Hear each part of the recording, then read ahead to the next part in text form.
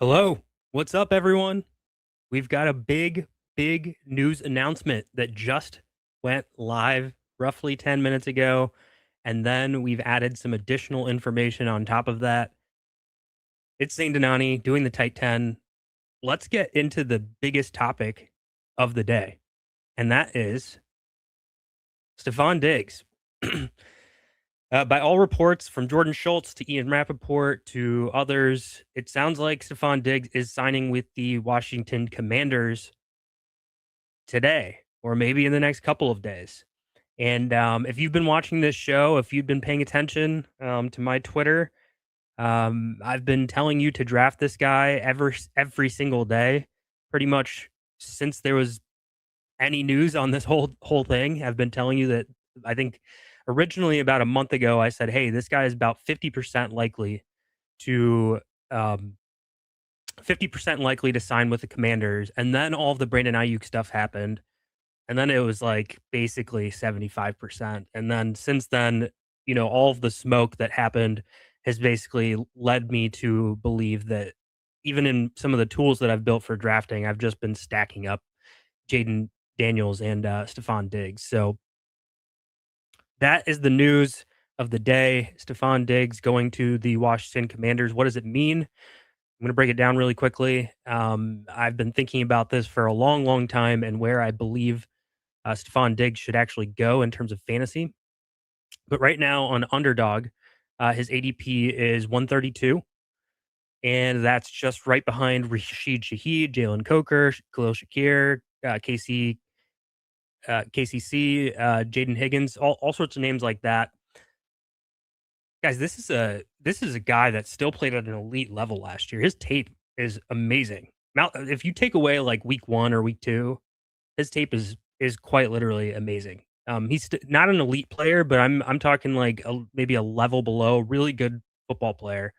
Someone that actually, when I compare tape to a Terry McLaurin, I actually think that he's still a little bit more talented than Terry McLaurin. Um, and that's one of my bold takes is that I think that he could outproduce Terry McLaurin on the season.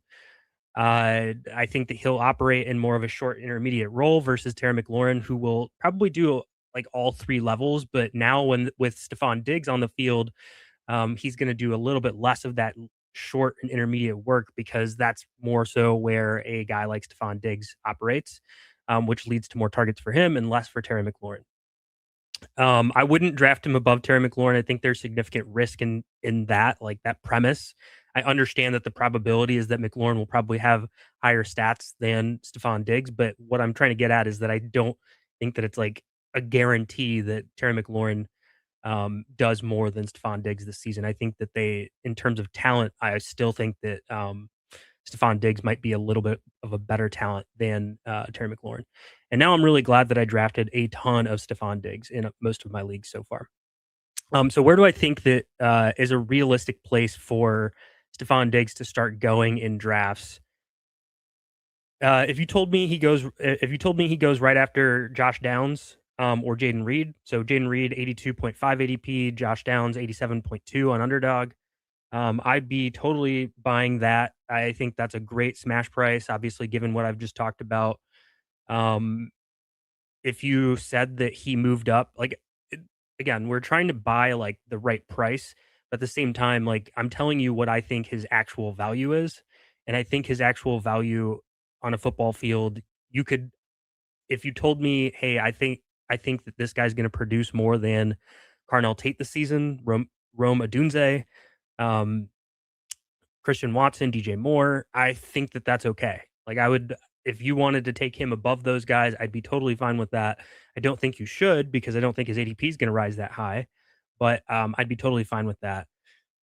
He would be probably right below in my personal ranks without ADP as a factor. He would probably be right below Parker Washington and Jamison Williams, and right above DJ Moore and Christian Watson in my personal rankings. If I were to like lay this all out on paper, so that means that his ADP would be closer to like a 56 ish ADP. He's not going to rise that much. I think he'll rise at the most. I think he'll rise to like the late 60s or 70s.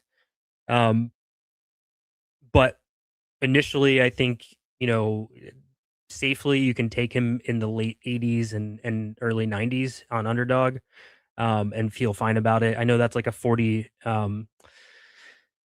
pick jump, but I feel good about that. On the flip side, Terry McLaurin is probably going to fall a little bit. I would envision him falling below Mike Evans, Devontae Adams, maybe Jameson Williams. So he'll probably stay like not too. He won't fall too much, but maybe like 5 picks or so. So you could still and that's about where he used to go. So you're not really getting too much of a discount on him. Though I do think that there's risk on his upside is now somewhat nuked a little bit because I think that Diggs is honestly a better target earner. Then when I'm looking at the tight end room, Chigakonkwo is one that I was originally targeting, and I hadn't taken too much of him because I had anticipated this news coming in. And so Chig is probably going to end up falling a bit as well. He was going close to like Bretton Strange. There was kind of a teardrop where I think Chig rose up to the 140-ish range. And then the next tight end goes Bretton Strange at 150. I think he's going to fall back into that Bretton Strange, Hunter Henry, Jawan Johnson kind of range. And I think he's a fine target there. He is most likely going to be the third option on the team. And that's totally fine. Bretton Strange is probably option 4 when he's on the field. Hunter Henry is probably option 3 on the field. Jawan Johnson's probably option 3, so it, like, feels okay for him to be there, and then there's, like, he's a little bit more athletic than some of those guys, so maybe he could have somewhat of a breakout role this season. So I feel fine with him falling to 150 or so and then, scooping him up again. Other, impacts that I see from this, Jaden Daniels is an interesting one. So he's a guy that I like haven't taken a bunch of, but I've been sad that I haven't taken a bunch of him because I know that this news was coming and it wasn't already factored into a lot of projections and such. And yeah, what I've been thinking on him is that he should really be the QB3 off the board, and this is going to make him rise above Drake May. Drake May is going 66.7, Jaden Daniels at 67.9.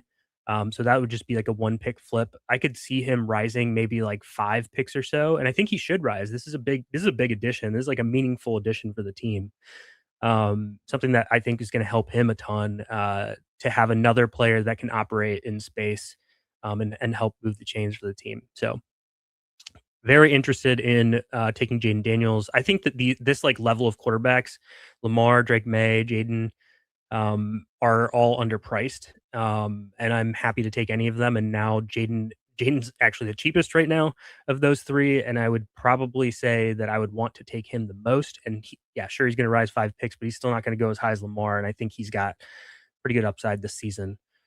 So I'm very into him. And then the rest of the Commanders wide receiving room, like Antonio Williams, Treylon Burks, all those guys, those are all nuked. I don't want any of them. You could take a shot on Antonio Williams, but I think Diggs is going to play in the slot a lot whenever they go into 11 personnel, and even Chig.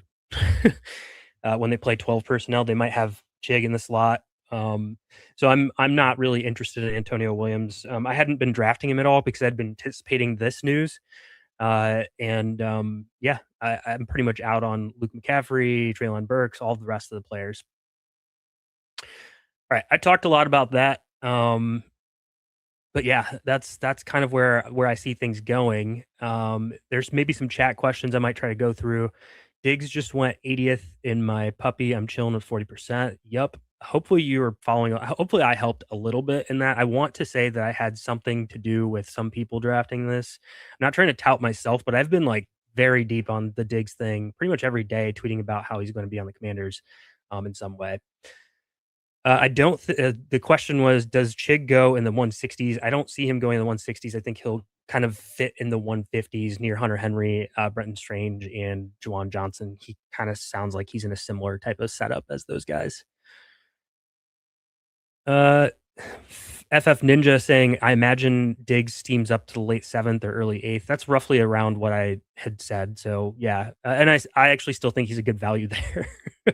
Like think about the fact that he had 1,000 yards last year. I know he was option one very clearly, but he also didn't run like the route share that I think he should be running.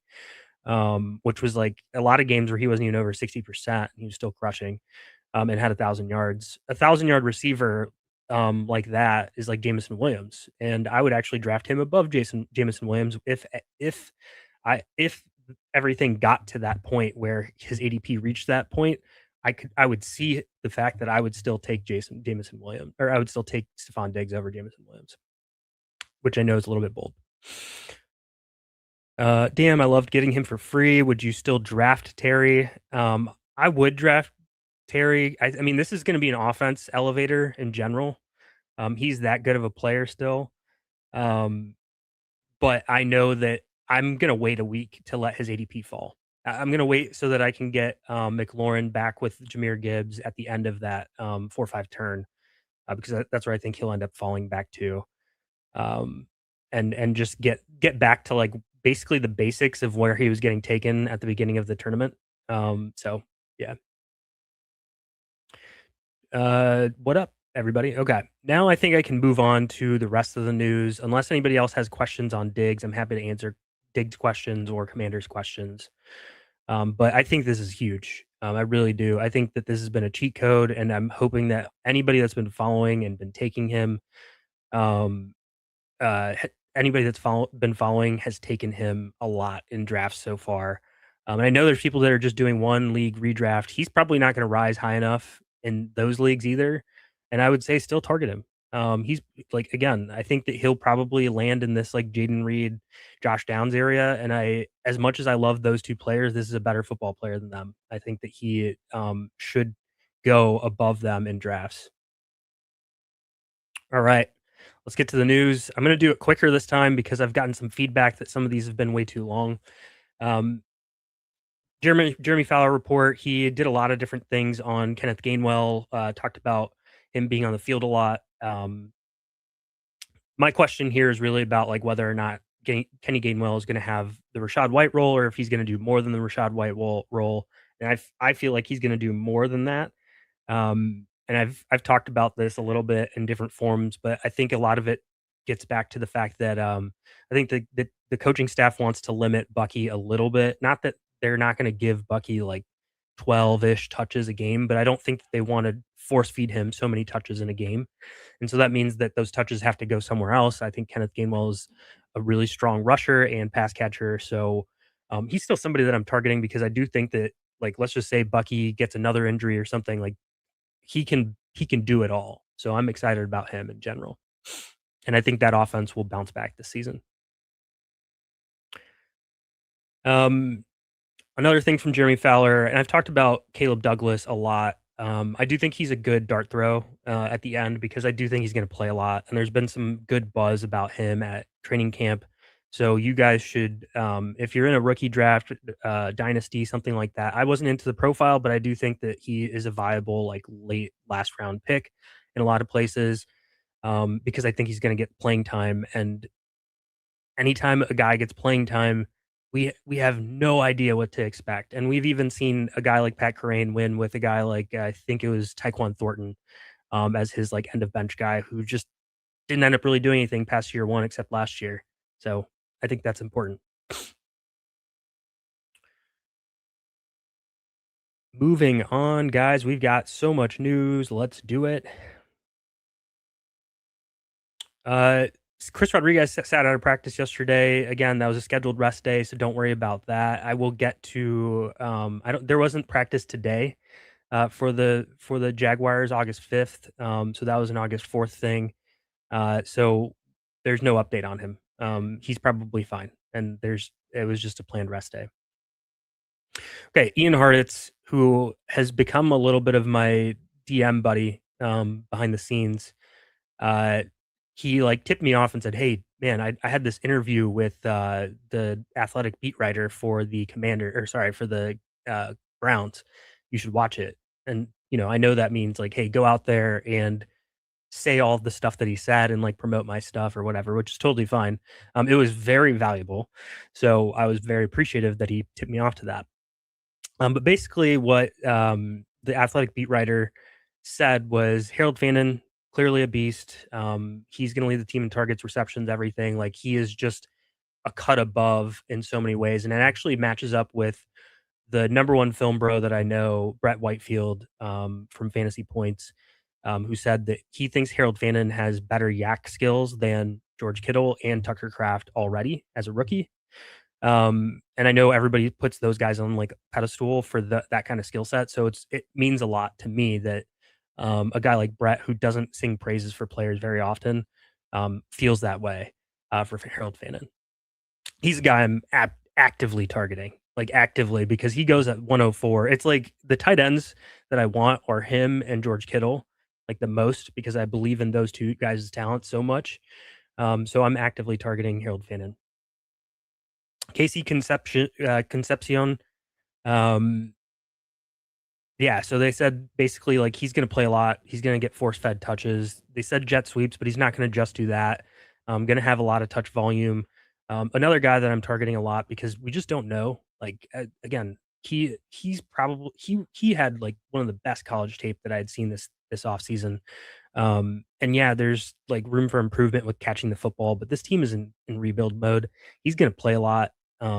Maybe he doesn't play a ton like to start the season and he's doing like 50%. There's some rotation with Isaiah Bond or something, but he's going to play a lot eventually. So I wouldn't be worried about it at all. And you're not going to, this isn't a guy you're drafting to start week one anyway. You want to see what this rookie does. Jerry Judy's going to play a lot in September.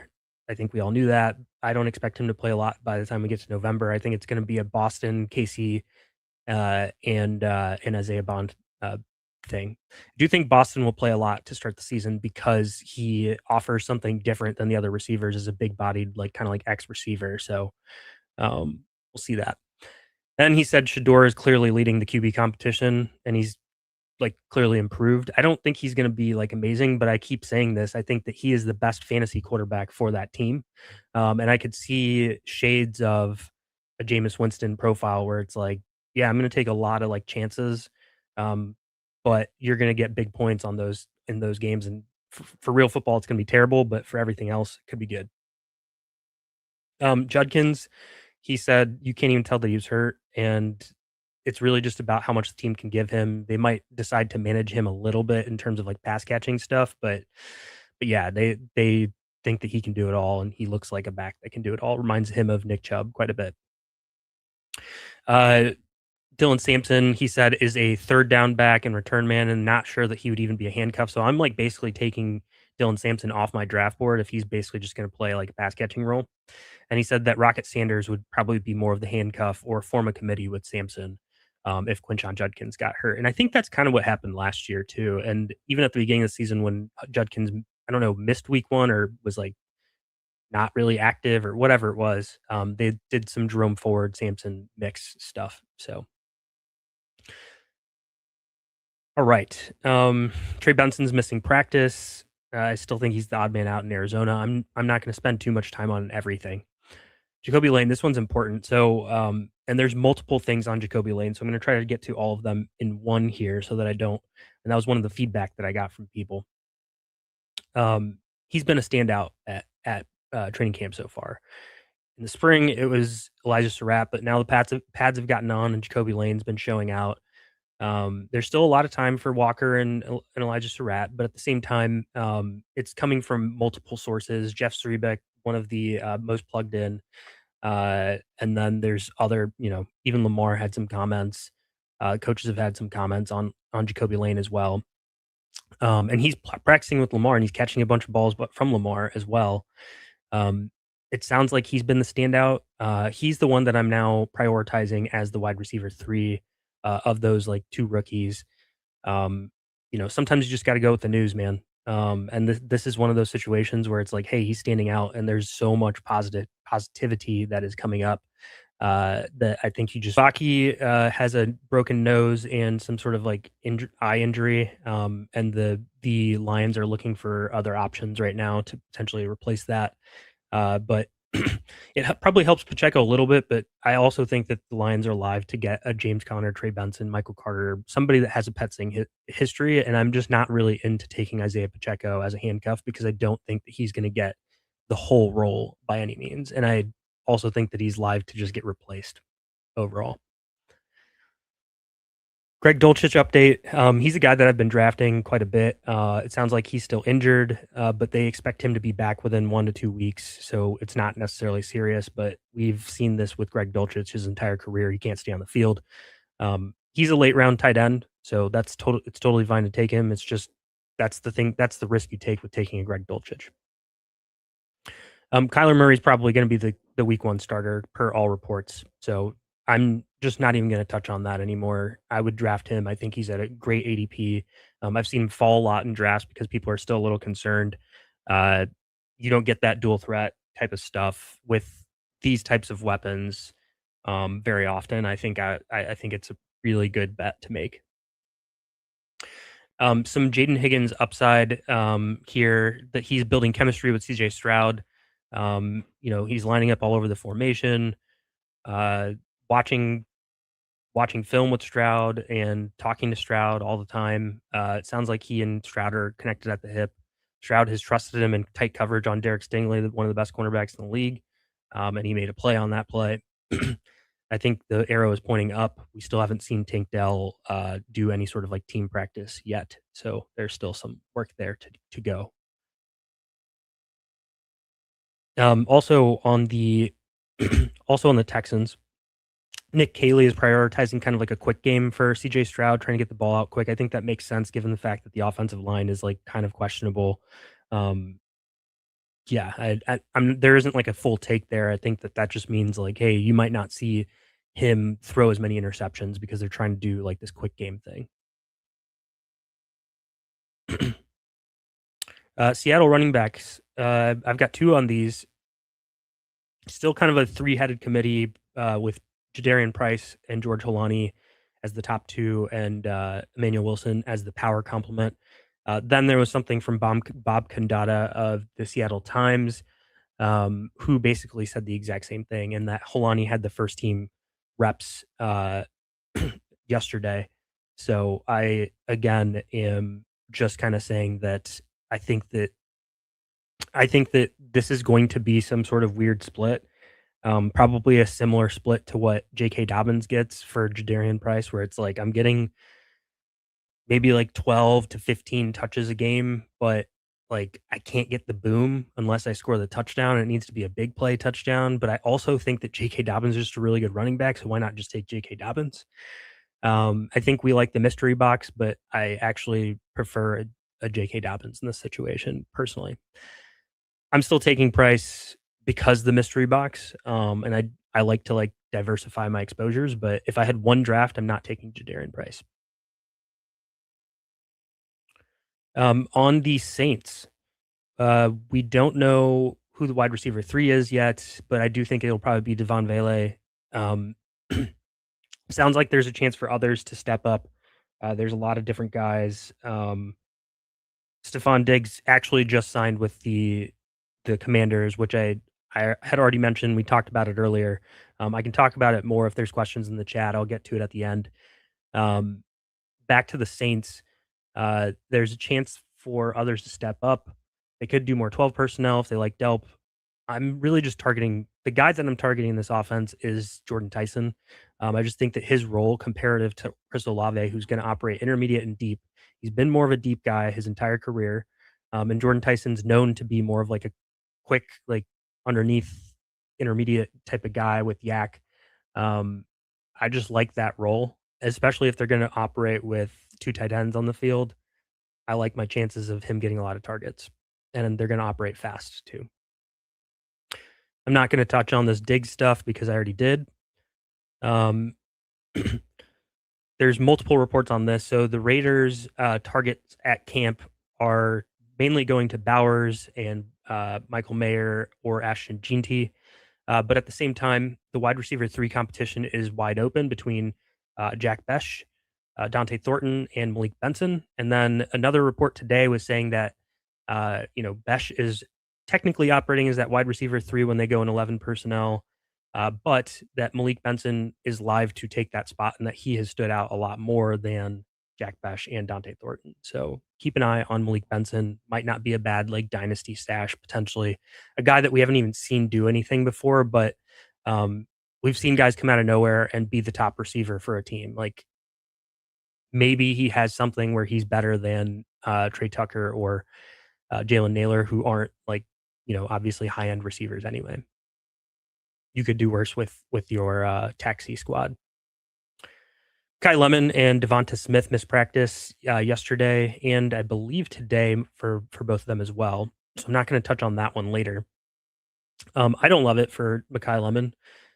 That's 2 hamstring injuries. He was out during OTAs. He comes back, practices for a couple of days, and then he's got another hamstring injury. It doesn't seem serious, but at the same time, he's missing a lot of time. I do think that this leads to a situation where he could, obviously end up missing more time. He could have another hamstring injury during the season. The soft tissue injuries tend to have a like snowball effect. He also needs practice as an outside receiver against press coverage, learning this offense, which is supposed to be pretty intricate. Somebody else take him and try to trade for him next year with the chance that they move on from Jalen Hurts in some situation. Zach Robinson had a lot of positive words to say about Bucky Irving, and I'll just say what my Bucky Kenneth Gainwell kind of like overall thing is, and it goes back to what I said earlier, which is just Kenny Gainwell beat his ADP? Yes. Is he going to win you a league? Probably not, because I don't think he's going to get to a place where he's getting 20 touches a game. It doesn't sound like the team wants to do that. There was something that I posted about for this situation later on in the day, and I think he can be like a 4th round value, and you're drafting him in the 5th round, and like that isn't that exciting. It's a good like gap to plug. Like you sometimes just need that. Not every pick needs to be a league winner, but there are other players in that area that are league winners, and so that's the reason why I'm not like totally sold on taking him. I'd rather have Bashal Tutin, who has potential to be a 2nd round value, and I think will probably still produce a 5th round value where he's going, regardless. So that's kind of my take on that. Kyle Monangai was back at practice for multiple days, and he was back to team drills. No worries on his injury at all. We're going to move past all of that information.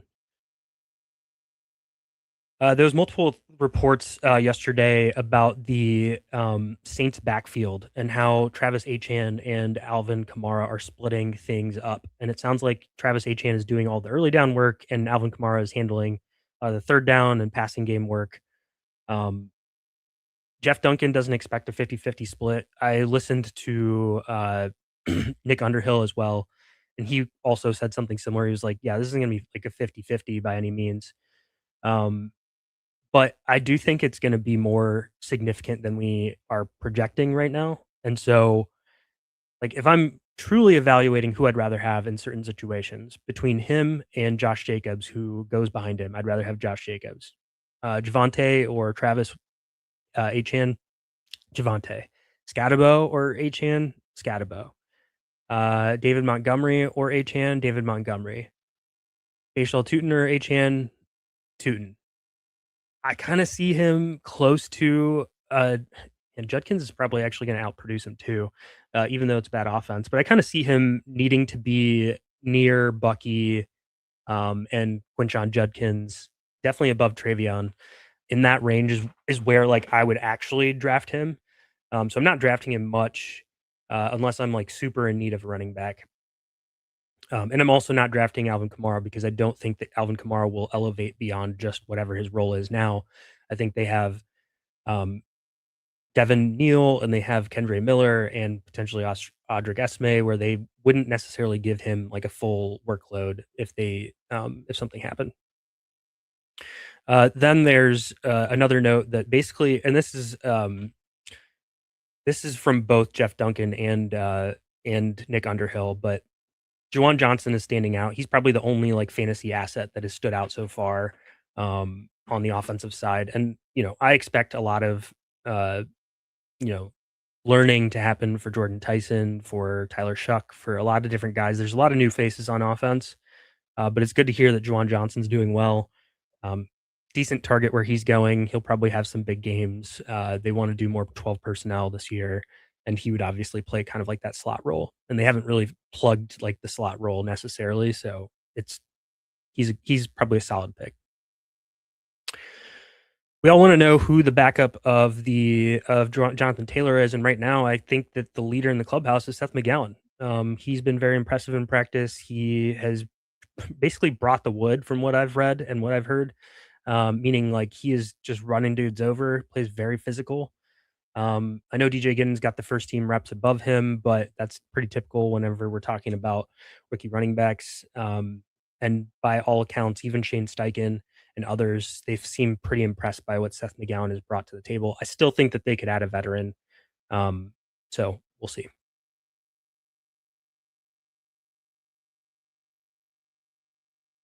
Moving on, guys. I talked about Jacoby Lane already, so we're not going to go back into that, but he's a good pick. Jaden Higgins is going to start for the Texans as we expected. This is a big one. Let's spend a good minute on the Commanders again. Pretty big news. So Ben Standig wrote like his mailbag, whatever you want to call it, and he used words like Ja'Cory Krosky-Merritt is flashing enough as a pass catcher to position himself for the largest role in the backfield. Now, if you've been listening to this show, I've been talking about this a lot, right? That the team wanted to see whether or not he could do the pass catching work, whether he could do pass protection, all sorts of different stuff. They want him to win this role. They want him to be their more featured lead back, whatever you want to call it, um, because they feel that he brings something different in the run game than any of the other backs on their team. And so far, from a pass game perspective, he has shown to be at least adequate. Soft hands, quick transition to a ball carrier when he catches the ball.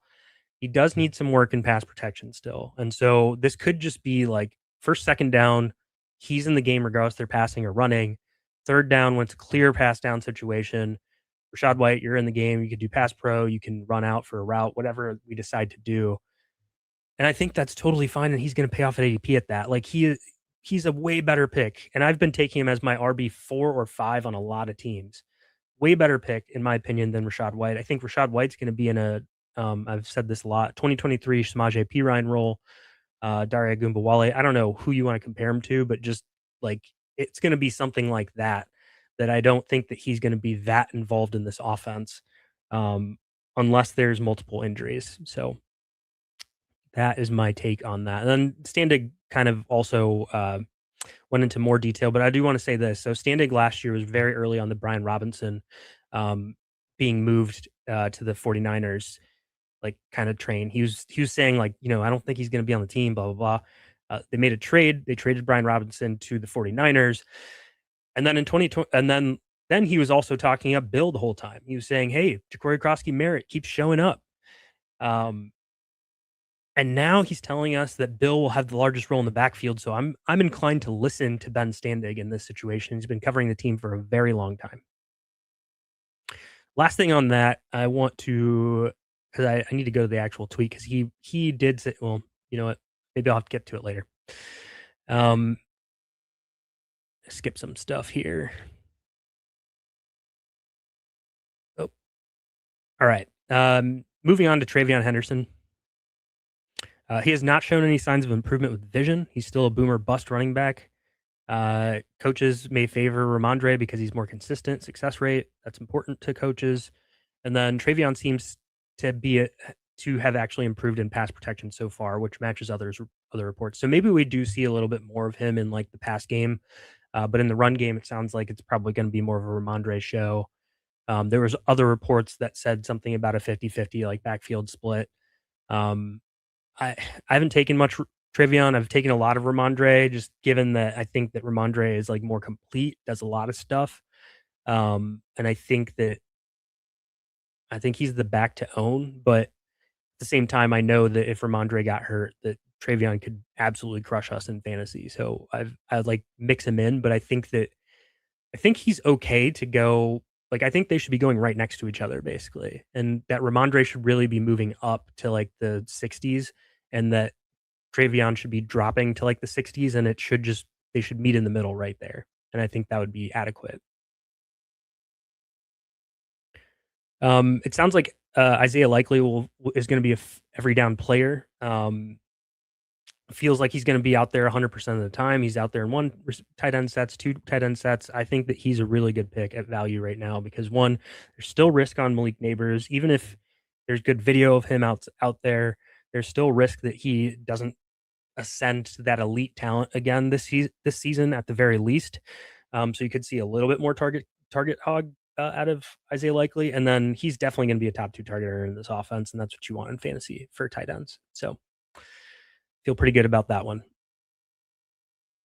AJ Brown's been the best offensive player since the pads came on. They've been talking about like slants and digs and all sorts of fun stuff for him. So I'm actually getting more bullish back on him because I wanted to hear like, hey, does he look okay with the knee stuff? I'm not going to touch on the Commanders wide receivers anymore. Okay, this was the additional part that Ben Standig had about Bill versus Rashad White. He said that Rashad White and I think it was Jeremy McNichols, they can't present a reasonable run option if they're in the game. Like they're just not good enough as runners to make the defense believe that they're going to run the ball. So he believes that the only guy that can do a little bit of both and keep the defense honest is going to be Jacory Krosky Merritt, um, if he's in and he shows that he's solid enough as a pass catcher. His opinion, he's at training camp. We are not. I tend to believe what he's saying because he's been a trustworthy reporter in the past.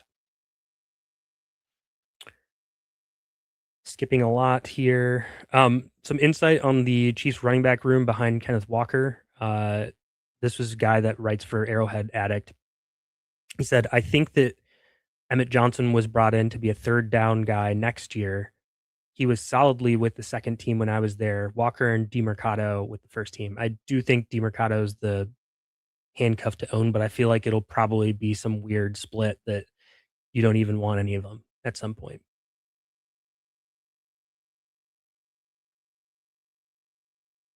Kai Lemon was out again. I talked about that. There's an article in the Athletic that talked about Jalen Waddle, and you guys have known if you've been listening to me, he's been one of my flag plants. But talking about using him in the slot, doing slants, other quick hit plays. That's exactly what I want to hear. I don't want to hear, hey, this guy's just running deep, taking the safety with him, and then Cortland Sutton's doing all this like underneath stuff. I wanted to hear that they're using Jalen Waddle in space and getting him the ball quickly right off the snap, and that is what it sounds like he's doing. He's a target of mine. I'm if when I post my rankings, which I think is going to come out tomorrow, on my new platform that you'll see. He like I probably won't put him exactly where I would draft him, but he would be above Chris Olave for me. I'm just going to put that out there. There's been a lot of smoke about the Bengals using motion under center, play action. Every article I read, every single thing that I've read mentions how they're doing it a ton at training camp. So I think we're going to see all of that more. And what I've read about this is the impact that it has had on Chase Brown, that he's been able to break off a lot of long runs in training camp so far based off of this. So I'm starting to get very bullish on Chase Brown. The featured role, the pass catching ability, they're using him out of the slot a little bit at training camp. I know that's like training camp hype, quote unquote, but like he has been working as a receiver every single offseason. So I tend to believe that they like think of him as a decent receiver. But yeah, Jimmy Kempski wrote an article about the Eagles wide receiver situation, and he basically said that Dontavian Wicks looks really good and is winning the wide receiver 2 battle. Again, Mekhi Lemon is out, so that helps. But the biggest concern for me is that Mekhi Lemon is not getting those outside reps like I talked about before. So I do think that Dontavian Wicks for like a best ball league is a good pick. I wouldn't take him in redraft because I just don't think that like this offense is going to have enough to support multiple receivers other than Devonta Smith and maybe a Dallas Goedert type of player. Also very important that I think is still getting underrated quite a bit. But this is from Jordan Rodrigue, who everybody trusts and says is like the gold standard reporter, right? Um, Basically, in this article, she's saying that the Packers are pretty much less likely to rotate wide receivers this season. That they're being intentional about getting more clarity for their roles. You can read that here. What that means to me is that Christian Watson, Jaden Reed, and Matthew Golden are going to play a lot. You could target any of them. I think they're all probably like solid enough picks with enough upside where they're going. But my choice here has been Jaden Reed of all the receivers. So that is of interest. Seeing some people flip their takes from Rashad White to Corey Krosky Merritt, it gets me excited. Declan Doyle said that Jacoby Lane reminds him of Michael Thomas from the Saints, who was a slant god. That was important. I didn't have that when I said the Jacoby Lane stuff earlier. Raiders wide receiver room. I talked about this already. I'm not going to talk about it again. Sorry, guys. Jeff Hafley and Bobby Slowick addressed the Dolphins wide receiver room, and here's the TLDR. Malik Washington is impressive with his route running. He's doing more than just gadget stuff, which is what a lot of people think he is. He's doing some actual routes that look good on film. And both the coaches praised his work ethic and chemistry with Malik Willis. So I think he's probably the receiver to own if you want to take a chance at like, hey, what if this offense isn't as crappy as we all think, or what if they're losing by a lot and want to pass the ball a ton? And then the other one that I would take a shot on is Caleb Douglas, since he's kind of a mystery box. But he's been mixing into a lot of different roles, and he looks good in run blocking. There's also been good reports about him from other outlets about his actual like pass catching ability too. No ETA for Jack Charbonnet yet, and George Halani got first team reps. The first snap with the first team for the Seahawks. Again, just a cluster of a situation. Not going to mention the Mike McDaniel quote for Trey Harris because it was so bullish, but it's just one of those things where he's just gassing up all of his players right now. So this quote I will take a little bit more seriously from Mike McDaniel. He said that Omarion Hampton, he could have chosen any player, but the player that he chose was Omarion Hampton as the player that's shown the most growth of anybody, and nobody wants to tackle that guy. I'm scared to death that I haven't taken enough of him, just given like the system, the situation, the offense, all sorts of stuff. I do think he's a good football player and a great athlete as well. I can see ways that it makes sense for him to be higher. I like the certainty a little bit more of other guys above him, and maybe that's like the wrong way to look at it, but I think they all have a lot of upside, and so I'm just leaning into the more certain players. And I'd be okay if you said like, hey, I'll take him over like Jonathan Taylor, or Saquon, because I do think those guys have some risk to them, especially JT with like the ankle history, and that seems to pop up every year, and he was fully healthy last season. And that offense ran hot. So yeah, that's kind of where I'm landing on him. All right, that's all the news that I have. Now, if there's questions from the chat, I will definitely get to all of those. Let me get myself into a single box. All right, I'm going through the notes here. Let's see what everybody has to say. Impact to Antonio Williams. Yeah, I would not draft him in a redraft or in best ball anymore, like at all. I don't think that he'll be on the field very often. I think Chig and Stefon Diggs will operate in the slot a lot more. And so you just won't get like the route share you need from an Antonio Williams.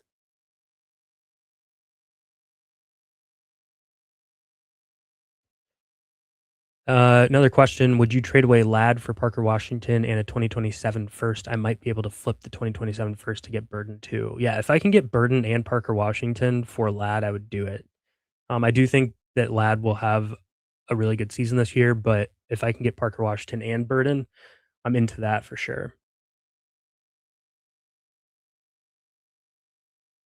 Big season LFG off to the early 80s ADP. Yeah, I think he's going to start out going around there, and I could see him rising because I think he has more certainty than a lot of other players that go in that range in terms of what his actual like fantasy value could be this year.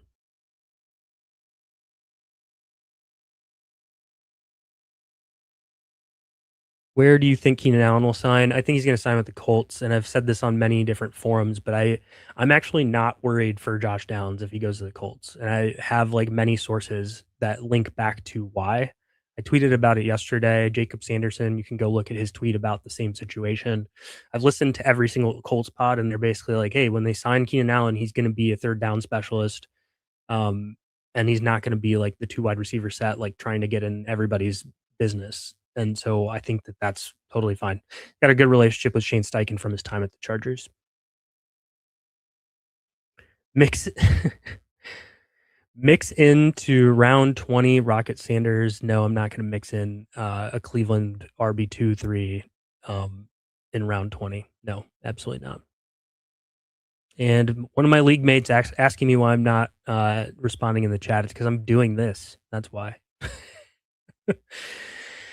All right, guys. Thank you. A tight 10 that I actually kept to roughly 45 ish minutes. Congrats to me. Follow me on X at Denani Zane. You are probably on my YouTube right now. You can find me on Twitter. You can find me on Twitter. You can find me on Apple. You can find me on Spotify. The Cut Up. All right. See you guys soon.